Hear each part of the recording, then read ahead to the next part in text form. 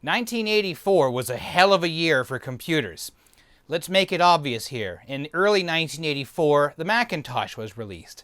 By the end of 1984, companies such as Sirius Systems Technology, the company who manufactured the Victor 9000 here, had been declaring bankruptcy because, as it seems, non-PC compatible clones were no longer fashionable. They were no longer really a good business venture when the market had not only been taken over by IBM PCs and their standard, but completely overwhelmed by the clones that were beginning to flood in from Asia.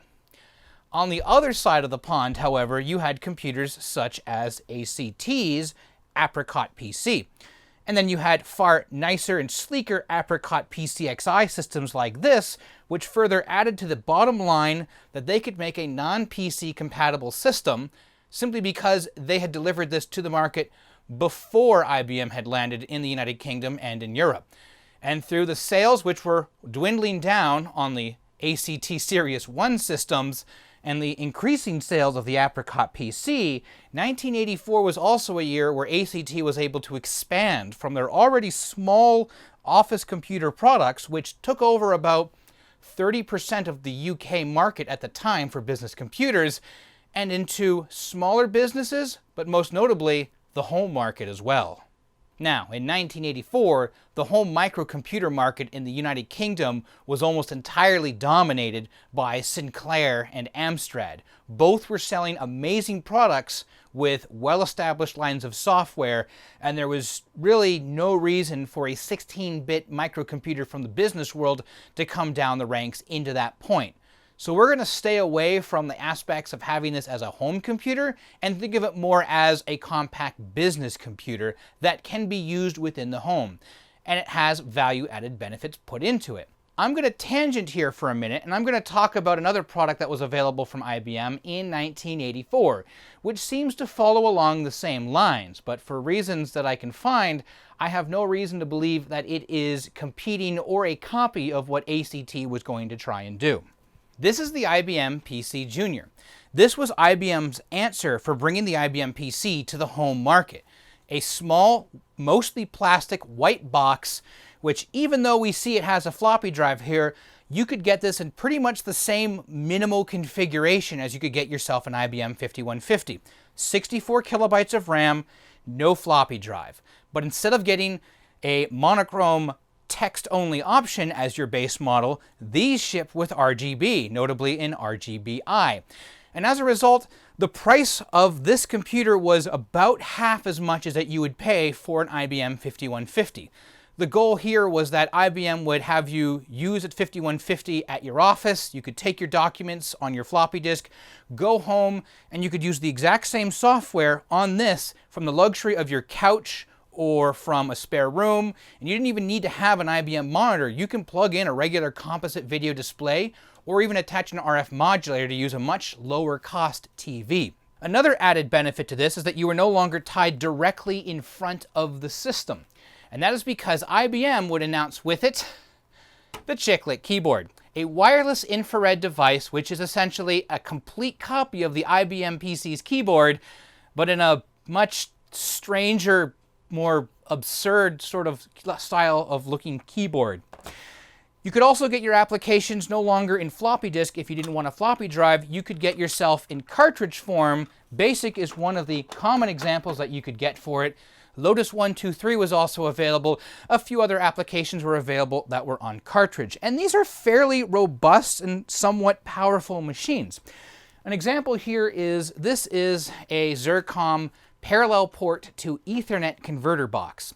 If you've ever used Michael Brutman's MTCP software, the minimum requirements for that software, the driver and the entire utility suite that runs TCP on a system as low-end as an IBM PC, and the PCjr in fact, is because it was originally developed with this being the minimal configuration. To this day, as long as you have a floppy drive and some way to attach a parallel port onto this machine, you can run this as an FTP server, a web server. You can run this as an IRC client.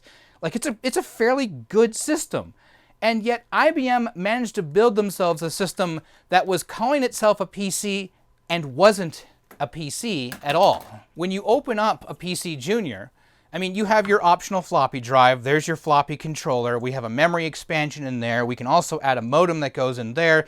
And this silver box here is going to be your infrared receiver.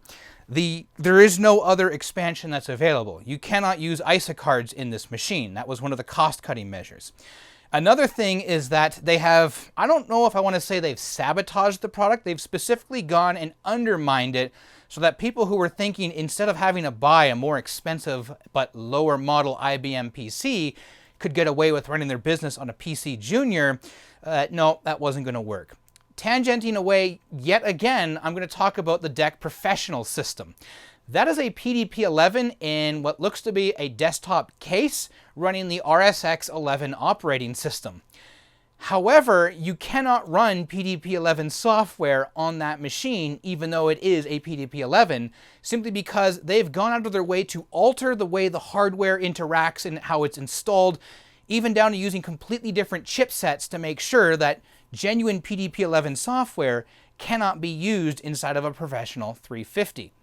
In the same case here, things have shifted around inside either by deliberate means or by cost cutting, and there are applications that simply will not work with the fact that this is not really CGA, or the memory map is a little bit different, since I believe usually you max the system out with 128 kilobytes. You can go higher, and just accessing various components were different. It's IBM PC making a non-IBM PC standard machine. I have an example of a piece of software here. So this is Leisure Suit Larry's goes looking for love in several wrong places. This here says specifically on the box for IBM, Tandy, and MS-DOS compatibles, and in brackets, not PCjr. So even games like Sierra games such as Leisure Suit Larry were not going to run on a PCjr.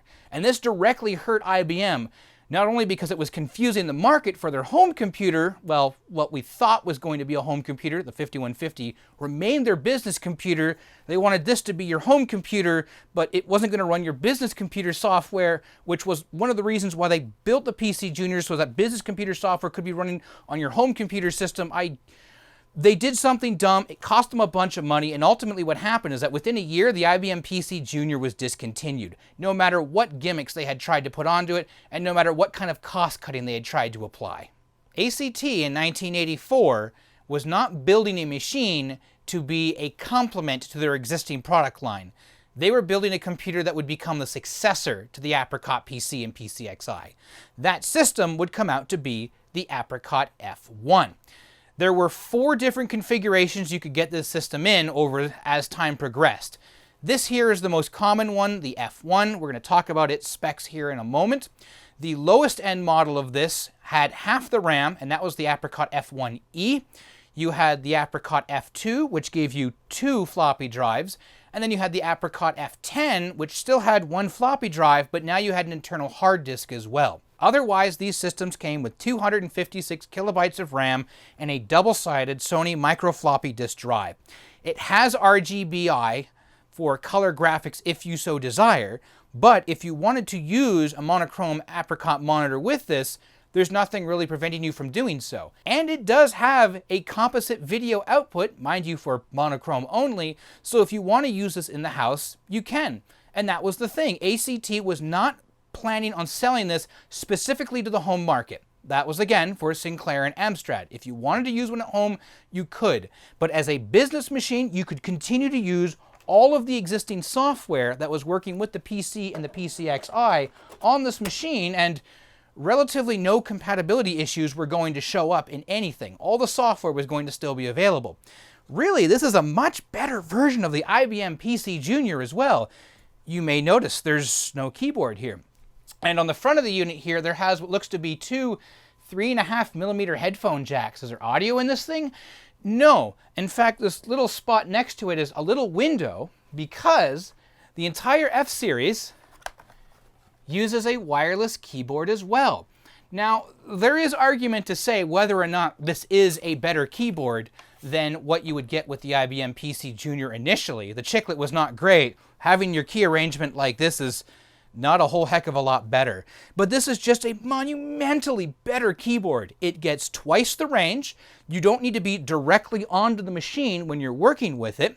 And those 3.5mm jacks are not necessarily 3.5mm jacks. And this has jacks as well on this here. There's actually 2 infrared transmitters, and then you have the 3.5 here. That is actually for what they call a light pipe. No, it's a fiber optic cable that you can use to link the keyboard to the system, because there's no addressing between the keyboard and the computers. You can, in a room with multiple systems, be able to interfere with each other. The light pipe was able to then go and channel it directly into the computer that you're needing to use.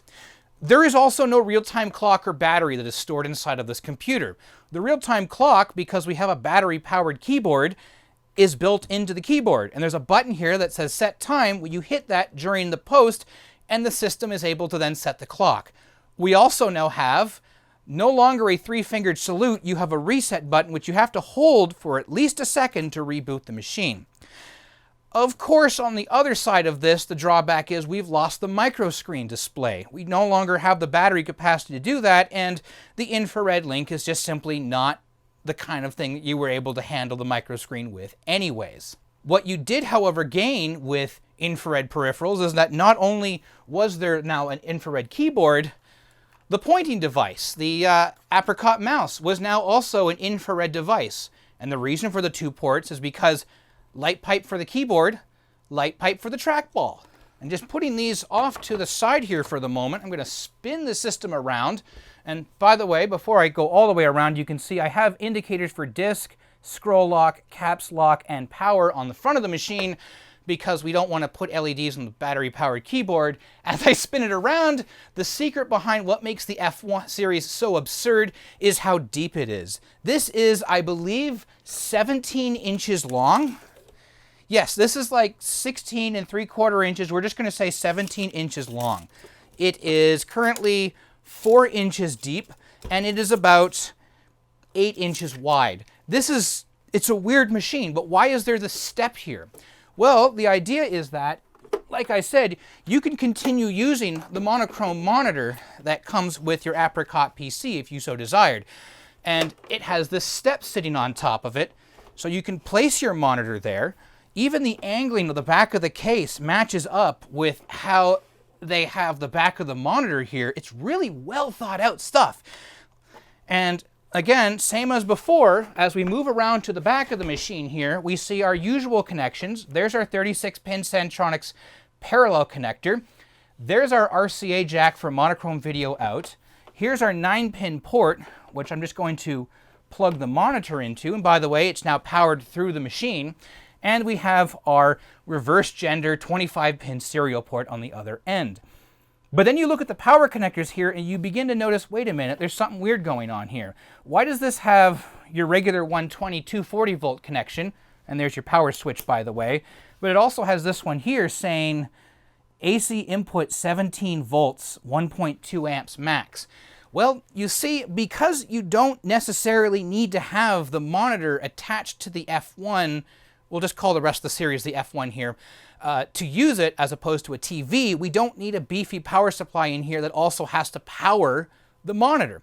So we can completely delete that. This also makes the power supply now much smaller, much lighter. This is a passively cooled machine. It has no fan inside of it. And now, instead, the power for the monitor is external. This is a power brick that I've kind of gone and kludged up here. It's actually a doorbell power supply that's rated for 16.5 volts AC, and it has, I call it a double barrel shaver connector on the back of it here. If you go with 120 volts and plug that into the back of the machine, you'll blow up that section there, or you'll blow up the power supply. But if you have the monitor plugged in, you have your adapter here, and now you need 2 power cables, you now can power the system and the monitor with this absurd wiring configuration. Okay, sure. Again, this is our weird British isms that I keep talking about, like the design otherwise is fantastic, and then you have these weird janky things here, but I can kind of see what they were trying to do here. It's just delivered to the product in a weird yet wrong way that's easy to screw up, especially in the home, especially in the 1980s, because most things that use that style of connector were shavers. Anyways, now that we've gone around the outside of the machine, I think it makes sense to go and grab ourselves a screwdriver and open it up.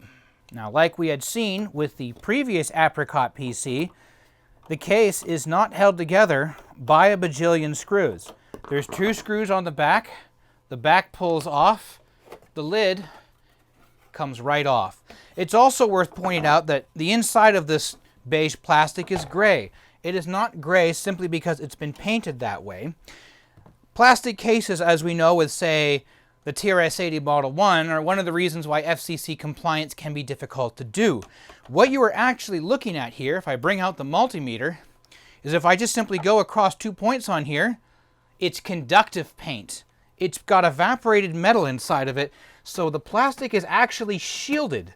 So it doesn't require a heavy metal enclosure for a lot of the digital logic. Though, as we can still see inside the rest of the machine, the Aztec power supply, once again, has its own metal shield, and then we have another shield that's hiding over here that's covering over the floppy drive. Let me get this out of the way here. There we go. Looking into here, I can now see, again, one of ACT's famous expansion connectors. Because the Apricot is not tied to the ISA bus, ACT has their own expansion interface.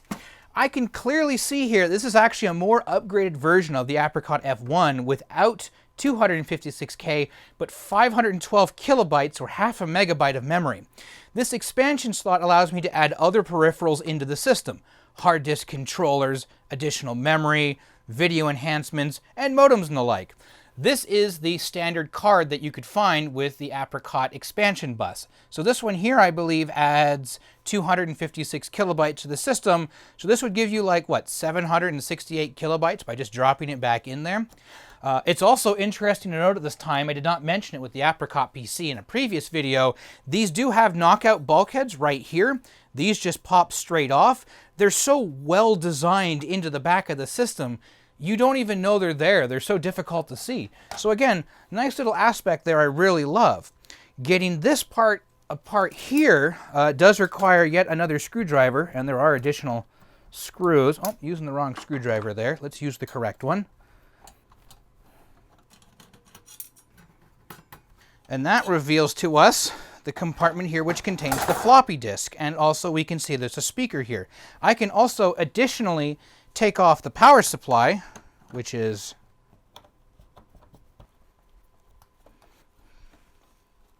and as I take out and unplug the power supply here, as you already saw from the one camera angle, this is currently jumpered for 115 volts. So if you import one of these from Europe or the United Kingdom into North America, make sure you open the power supply up while you're recapping it and set the voltage jumper over to 115. Likewise, if it goes into a 230 volt country, make sure you set that jumper back as well. And we can still get to the floppy drive here with another couple of screws, which also mean removing the front of the machine. I still have a floppy drive or a floppy disk in the drive, so let's take that out of there. And I unplug one cable, and that pops off the front there. So now we can see the infrared window right there and the 2 connectors here for the fiber optic connector. And that goes down to this plug right here. And I have another plug here for the speaker. And then for the floppy drive, it has a ribbon cable and it has a power connector. And then there's 2 more screws, and we've damn near stripped this machine all the way down to the base hardware. There, screws are out.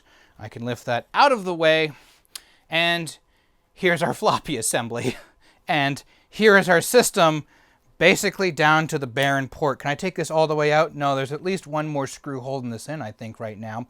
But this is the inside of the Apricot F1. Now, while I have the system apart here, what I want to do is also briefly talk about the floppy drive. So, like I've mentioned before, it's a Sony micro floppy drive. Specifically, the model is the OA D32W92.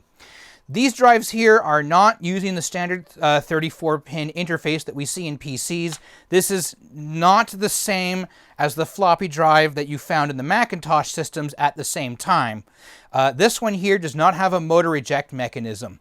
These here, however, have the exact same problem as all of the Macintoshes have regarding grease jamming up the drives. This system here, if you look really closely, I actually have bent head written on there. And the reason for that is before I got this machine, someone had taken a floppy disk and popped it into the drive. Now, because the lubrication had gummed up, it had gotten itself into a pseudo state where it had kind of sat down all the way, but it wasn't all the way. And if you push the button, it wouldn't actually eject the floppy that was in the drive. So someone pushed the button in and then pulled on it to try and pull the disk out, but it wasn't fully in its unloaded position. So as a result, the head was still sticking in through the aperture and shutter on the floppy drive. And then when he got to this point here, he must have felt something snag, but he still pulled it out anyways. The top head on this drive is bent. So alignment of reading data off of double-sided floppy disks is not all that great once you get into the inner, like, 20 most tracks on this. I've been able to nudge it back to where it is, but unfortunately, that just means that this drive here is never going to function the same way again, unless for some way I was able to change the head on it. But that requires a realignment, and generally, that's just not a fun thing to talk about. On the other hand, if you're using single-sided floppy disks in this system, it doesn't give a damn in the world because head 0 is the bottom head, and as a result, it never has to worry about it. But what I have noticed is that now the head's slightly bent sideways on this here, it rubs against the disk, and that can actually cause you to wear thin lines inside of the floppy media, and you lose all data that's on those tracks. It basically crashes and eats the disk. These drives here, it's worth pointing out, these early Sony floppy drives, when you have a disk inserted into them, the motor immediately starts spinning. That motor continues to spin for as long as the floppy's in the drive. Instead, there's a little solenoid right here, which will actually load and unload the pressure from the heads so it doesn't just immediately wear down the disk. So you may notice whenever someone's demoing this here, it's kind of a proactive thing. Just eject the disk when it's not having to access the drive because it will eat floppies. So make sure you don't put any disks into these drives until you've pulled out the floppy drive, cleaned it, and lubricated, and then you should be good. Otherwise, it will damage the drives. Okay, now that I have that off the top of my head, we can continue on and talk about the rest of the system. So I'm going to put that off to the side there with the cover for it, and we're going to go back to the motherboard here. So this is the BIOS ROM that's for the F1. We're on version 3. Multiple revisions of the BIOS were released over the years because even though ACT had tried to make this 100% compatible with the Apricot PC line, they somehow managed to make a couple things weirdly different. This uses a Z80 SIO chip for serial, and also on the side of this machine here, we have knockouts. And the idea is that the expansion bus is actually accessible from the side of the machine for sidecars, much like how the IBM PCjr was doing it. You can also see here that here's our two banks of 256 kilobytes of RAM, and what's happened is that, I guess so instead of having 512K, you'd be using low density memory to get yourself to 256 by filling all 4 banks of memory. But when you have 512, you just have 2 banks here filled. We have our various connections hidden all over here. We were talking about that. So here's our speaker, infrared. Here is our front panel here. These are all wonderfully labeled, by the way. So this is really, really, really, really nice. And then you have connectors hanging out over here for audio out, or audio in fact. And then hanging out over here amongst some kind of kludged in diodes, we have an RGBI connector that's also hanging out near the expansion connector. Is this video overlay? Is this an alternate way that you were able to get video in and out of the system? I'm not entirely sure. I know that when you attach a color monitor to these machines, you use the rear connector on the back that's also used for the monochrome monitor. I believe that monitor is also, if you get the color option, that's a Trinitron. those were incredibly expensive monitors, so not a lot of people were buying the color monitors for these systems. Monochrome was perfectly fine, and monochrome is what all the Apricot PCs used. For the CPU, we have, again, an Intel 8086, 16-bit internal and external bus, and we have a TMS2797N hanging out over here. Other than that, where is our Hitachi video chip? It doesn't seem to be on here anymore. And I'm assuming that's just simply because the addition of color has changed how things worked within the system. Beyond that, do I really want to take this board out? I actually don't want to take this board out. But that's all there is inside of the system. So everything's nicely modular. It comes out. It's beautifully labeled. All the connectors are here, are easy to work on. It's all through-hole components as well. So even to do RAM replacements, it's kind of enjoyable. But now, I think really the only thing left to do here is to, again, snap my fingers and get the whole system put back together. And there we have it. The system is all completely back together. I've got it all plugged in and wired up. I have got fresh batteries in the pointing device trackball and then the wireless keyboard. I've even gone and set the time and date already. So really all I have to do is just pop in a disk and turn the system on. When you get the system, it does come with a little bit of a starter pack here, and that comes in the form of 3 disks. So disk 1 is our boot, activity, and tutor. So we'll see this as the first thing is when it boots up. Then you get other supplemental programs called Diary and Sketch. In other words, kind of like a word processing program and a paint program. And then disk 3 is going to be your business software, SuperCalc, SuperWrite, and SuperPlan. So I'm going to turn the system on. You may hear a high-pitched squeal. I might try and mix that out during audio post-processing. So when I do that, there's a relay that closes that supplies the AC power to the monitor. The monitor now powers up as well as the system. And what we did not see, because the AUG BIOS was installed in the Apricot PC Xi in our previous video, this time we see the Apricot logo, and the system then tells us we have a 720K floppy drive and 512 kilobytes of RAM. It is also telling me my ROM version, 3.1, which we saw, which is dated for the 18th of July, 1985. And it's also telling me with a little arrow to push the time and date button on the keyboard. So the first time you do this, it's going to give you a little prompt to just say what the time and the date is, and then push the time date button again, because it received garbage from the keyboard and it knows it was invalid. When you follow its instructions and then hit the time date button again, you've now set the clock and it's running inside of the keyboard. So I'm just going to turn the keyboard so it's facing the infrared, and I'll show you why in a few minutes here. Hit the time and date button, but it doesn't look like anything's happened. That's fine. The time and date has now been set. So let's go take our disk 1 here. I'm going to pop that into the drive, and the system will start booting up.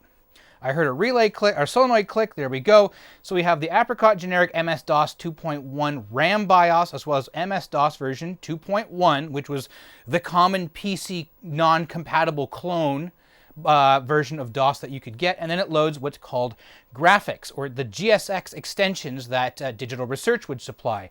It's also loaded the Apricot F1 infrared mouse driver version 1. And then it starts up the program called Activity, so there it goes. It's kind of a GUI. It is currently, oh, well, I missed the 420 joke here, but it's 1624, so it did set the date and time by me hitting that button there. Now, like you saw before, I had to turn the keyboard like this to go for the infrared to work on the front of the system. I am not going to move the trackball, and yet at the same time, at an obtuse angle from what we're doing here, there's no mirrors in front of you, I guarantee you, because if I type on the keyboard, nothing's happening down here. The mouse works totally fine. In fact, as I'm moving the trackball around, there's a clicking of a little tiny magnetic reed switch inside the trackball. This has power management. The idea here is that if you do nothing with the trackball for a couple of seconds, it goes to sleep into a low power mode. When you move the trackball around, it clicks that micro switch, which wakes up the pointing device, so it's transmitting again. So here is the activity workspace. It gives you a combination of icons and text-based descriptions of all the files that are in there. Now, I can also go into our utilities here by clicking around with the cursor, which gives me an icon editor, a system configurer, a font editor. And again, this is all running underneath of just activity under MS-DOS. This is not a Macintosh here, so I can set up file controls, I can set up the parallel printer. It gives these this neat little graphical overlay of how the whole system works. I can even adjust the bell and the beep. And if I wanted to, I can select on this one here, and that'll actually allow key clicks when I'm typing on the keyboard, but I don't want any of that. So let's go back to activity here. And this is the one gripe that I find a lot of people complain about, is that activity is quite slow to draw to the screen. So I'm going to pop that disk out. As you can see, it clears off the screen. And if I go in for an application here, such as diary or sketch, we'll pop that back in. Loads the disk. You see the disk light here comes on, and it loads on our two icons and the other files that are currently on there. Now, when it comes to SuperWrite and SuperCalc and SuperPlan, if you don't want to use the supplementary versions of the software that come with the system, if you were to go and buy, say, the Apricot Applications Pack, you would get yourself a copy of the software anyways. The Applications Pack simply provides a large volume of the software that was already available on the Apricot PC and PCxi, but it's also available for the Apricot F1. So SuperWriter, SuperCalc, SuperPlanner. This is all titles that were available through Pulsar software. You could still use all of the other applications you wish. Microsoft even sold its own software supplement if you wished. But let's exit out of all this here. Yes. All right. I can't hit yes because I'm in the wrong angle. I have to go like this, and I can still keep the mouse there and hit yes, and then it'll kick me out. It wants me to insert the system disk, so it wants to go back to disk 1. And this is one of the downsides to having an Apricot with only one floppy drive. Really, a hard drive makes these things so much better. There we go. Press any key when ready. There we go. And then, well, what am I to say? It's MS-DOS. Woo!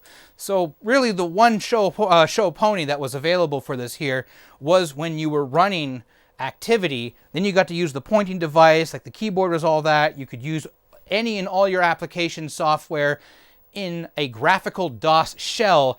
Otherwise, you could exit into MS-DOS, and there you go. Though you may be noticing there's garbage that's showing up on the screen here.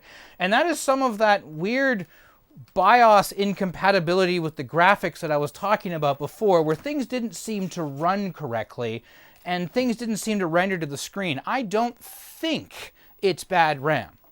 But let's say I'm going to put in a copy of some games here. I'm going to go, there we go. And I can see I have, well, there's Star Trek again, but I know this doesn't have the voice speech synthesis that the Victor 9000 have. Let's just do Towers of Hanoi, because this always brings up a very common problem I've seen. And these all work totally fine on the Apricot PC. And if I bring it over to here, because we're not using that same Hitachi graphics chip, I have a little bit of garbage up here on the screen. Do I want instructions? No. How many number of disks? Let's just do 12. And would you like the computer to play? And I'm going to say yes here. And it's actually rolled over the graphics on the screen because, again, there's some weird compatibility that's going on with the video memory and the graphics chip that's on here, that while it supports most of ACT's existing software titles, it doesn't support them perfectly. And I can't necessarily blame this on stuff not supporting GSX or what have you. It's weird. It's almost like the F1 was like the PC Junior in many ways. It was doing a hell of a lot better. And then finally, when it comes to software compatibility, it wasn't being deliberately crippled. It just fell flat. And I don't know why. I think this is another one of those weird Britishisms I was talking about before, where it's just like everything else is perfect, except for that one thing that I just can't explain. Why did you do it that way? And that is about all there is to talk about with the Apricot F1, the F2, and the F10. It was supposed to be the successor to the Apricot PC line, and it got a lot of things right, especially in comparison to the PC Junior, which, I'm going to be honest here, I'm doing a lot of comparisons too, because it seems to be a lot of the same things rehashed and just improved. All of the software that you wanted to run on the Apricot F1 would work from your earlier Apricot systems. All of the expansion boards that you could get for the Apricot F1 were also the same boards that worked on the Apricot PC. And by the way, I want to point out, I didn't mention it before, there is a networking option that is available because you can use these in an educational system, Corvus Omninet. Okay, sure, I've seen examples of this here. Thank you very much, Chris, for showing this to me. But I've never been able to demonstrate it. I don't have enough hardware to do so. And we're now adding into the line here gimmicks that are wireless infrared, which, well, sure, the keyboard under our extreme example didn't work all that great. The wireless track mouse was fantastic. Is a lot better than the PCjr. It has the same problem that the PCjr had in that many of the software titles that you were trying to run from your full-size PC were falling flat in terms of graphical incompatibilities when you switched over to a system like the Apricot F1. You could get one of these systems, an F1E in the basic configuration without a mouse, would cost approximately 995 UK pounds. The top-end model that I can see, that is an Apricot F10 with a color screen and the pointing device, could cost you 3,000 UK pounds. And yet you still had that graphical issue that's hanging me up, because it would also hang up the other end user as well. So, unfortunately, this was the first real commercial failure that ACT saw in their computer line since the ACT 800, when they were still trying to do a pet clone. And it's unfortunate because they were still trying to force that they were doing their own British design thing, which looks absolutely beautiful. Like, you look at the system here right now, it looks a lot like the IBM Executive Workstation that was dug out of Computer Reset many years later. And yet, it's sad to see this fail. But nonetheless, everything that was failing for these, like those little tiny things that were hanging up people, were giant steps for the PC clone market, which was starting to make its crawl into the European Union and into the United Kingdom. And this was going to make everybody nervous, because by 1985, ACT would start losing their share of the market to those clones. But that's this system here for now. I really hope you enjoyed watching this video here. I hope you enjoyed the tour through that we had and the demonstration of activity. And until next time, have a good one.